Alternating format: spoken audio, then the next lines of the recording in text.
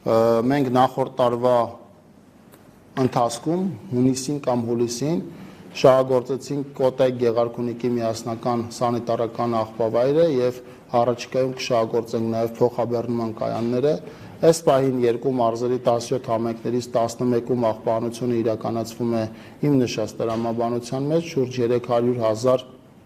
բնակիչ օգտվում է նոր աղբանության սիստեմից, նաեւ վարչապետին զեկուցեցինք, որ նախարարությունը ուսումնասիրություն է իրականացնում Հայաստանի Հանրապետությունում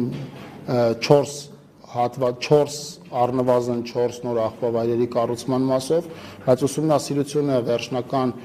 միջազգային կառույցների ներգրավմամբ ուսումնասիրություն ենք իրականացնում, մրցութային գործընթացը նախորդ տարվա վերջին ենք մենք հայտարարել։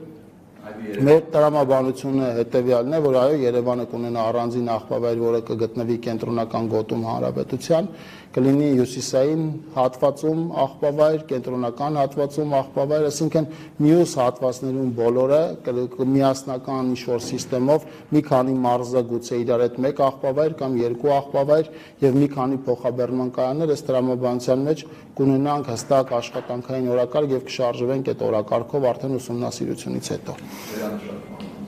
Նույնը նաև ուսումնասիրություն ենք իրականացնում հավանական վերամշակման մասով, այս մասով մենք նաև բաց ենք մասնավորի հետ համագործակցության, տարբեր առաջարկներ ունենք, այդ առաջարկների մի մասը հավաքված են համայնքներում, մյուս մասը նախարարությունում եւ մենք զուգահեռ ուսումնասիրում ենք այդ առաջարկները եւ դա մեզ համար առաջնահերթություն է։